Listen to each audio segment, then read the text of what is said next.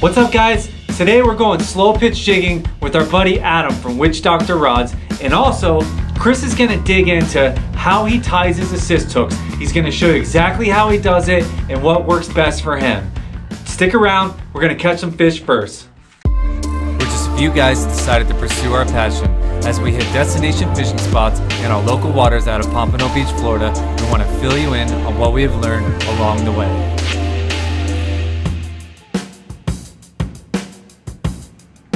So we got the invite to go fishing with Adam from Witch Doctor, who Adam currently is developing a line of production rods for Johnny Jigs by his company Witch Doctor, which we're really excited about. So this was our first venture out to sea with Adam. His home port is the Boynton Inlet, and we met him at his local boat ramp where we pushed out in his 23-foot Key West, a really nice, new, beautiful boat. Went out to Boynton Inlet on a perfectly flat, calm day, a day that we like to call the ocean Lake Atlantic.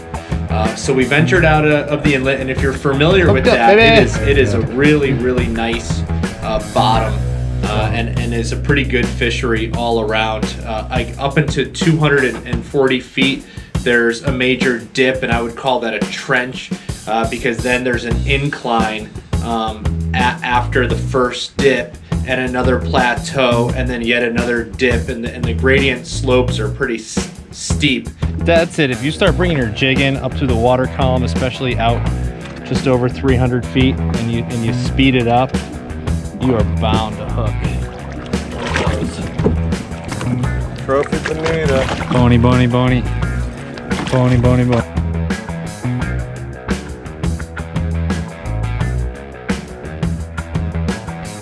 Bony, bony.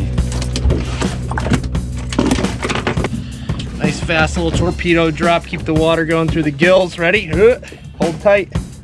See ya. Anybody who's been fishing recently, you know, in between Miami and I would say West Palm Beach knows that the bonitas are thick right now. They are just everywhere. You know, getting your jig out there without getting crushed by a bonita is like, it's like almost impossible to get to the bottom at this point. And it's a fun fish to catch. They fight like hell. A lot of times there's blackfin tunas mixed in with them, so it's a potluck. You always fight it like it's a decent blackfin tuna or something, and it's a great fish to catch because it's just a powerhouse in the water. Yeah, hooked up, baby. Ooh. Hey, Jay. Stop it, Adam. You. Hey, Jay. As we started catching bonita and bringing them onto the boat, Adam was picking them up over the rail with the jig in its mouth. So generally, Chris and Will and I, when we're fishing on the Johnny Jigs boat, any type of bonita or tuna, we flip it over, we throw it on the deck, and then we de-hook it like that.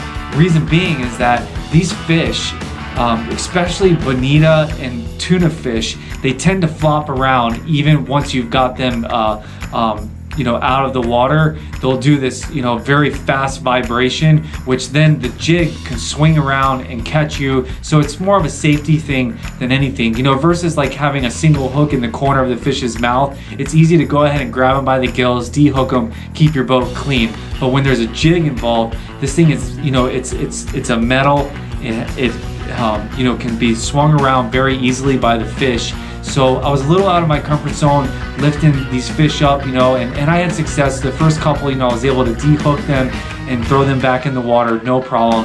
And then this happened. I pull the fish up, and, you know, unfortunately we didn't get it on film, but I'm gonna tell you exactly what happened. You know, I say, whoa, he almost got me, you know, and Chris is standing right next to me. And then I reach back in to pull the hook out of the fish. You know, I could have had a de-hooker or something to keep a distance away from the fish and done it this way, but it just didn't happen. And then just soon as after I said, right after I said, oh, he almost got me, I say, oh, he got me.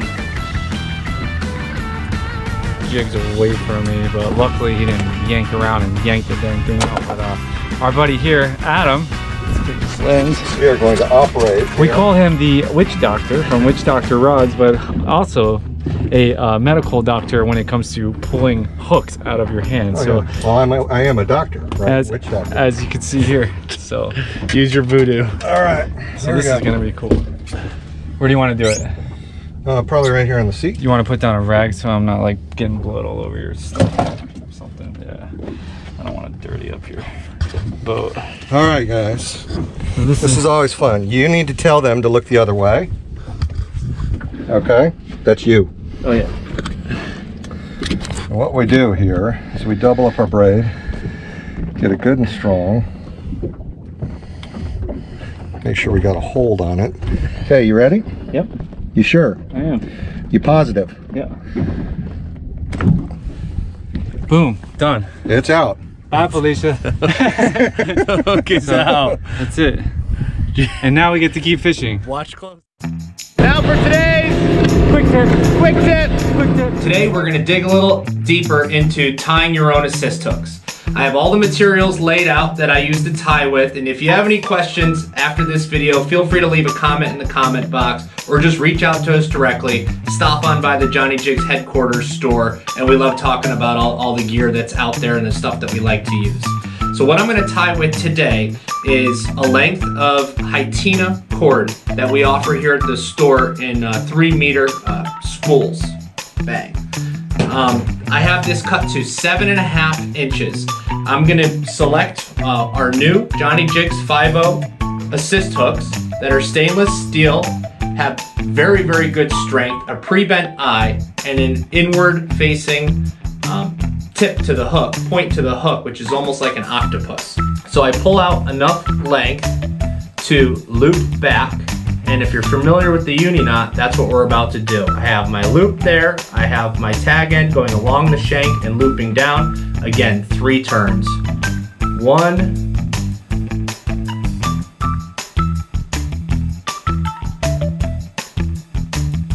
2, and you gotta dance with this little loop. That's why it's a little less simple.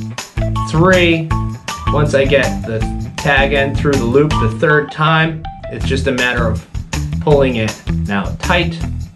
Now with this, you can see the Kevlar core poking out. That's good. With this, you don't need to have shrink tubing. Once you tighten this down on both ends, it's gonna stay.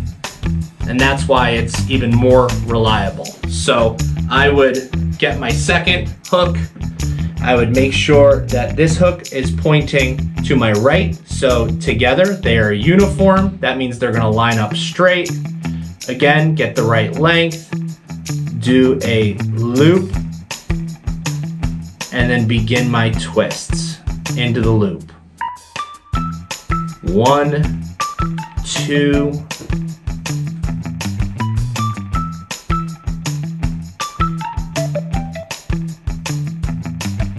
and 3.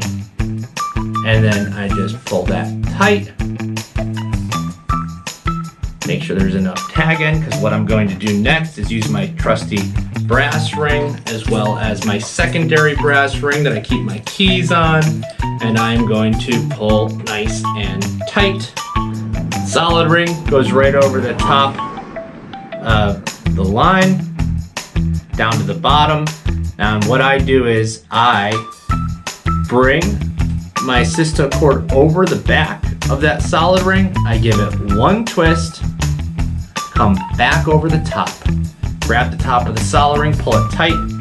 1 more time, I grab my split ring pliers and I grab the top of that solid ring, the base of my brass ring, and I pull that nice and tight.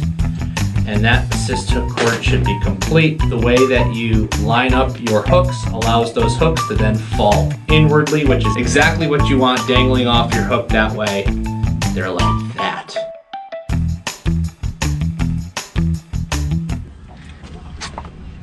Definitely feels like the right species.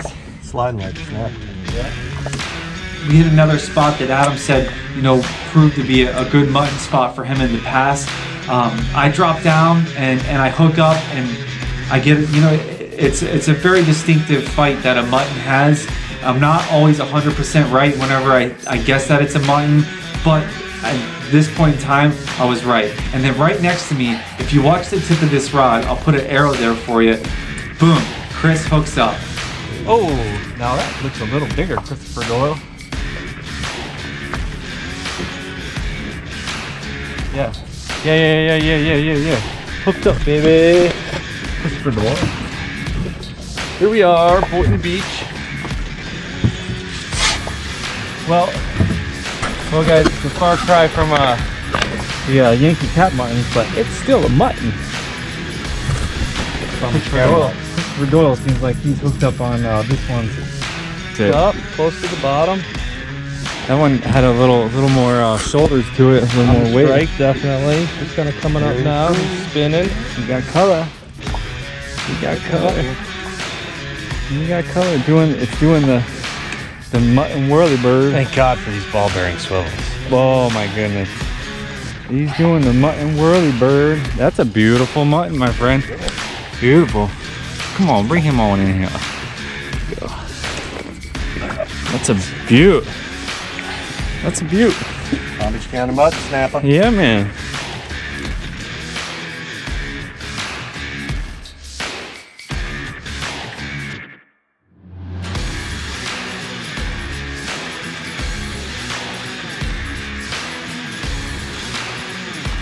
Don't forget to like and subscribe. You can also follow us on Facebook and Instagram.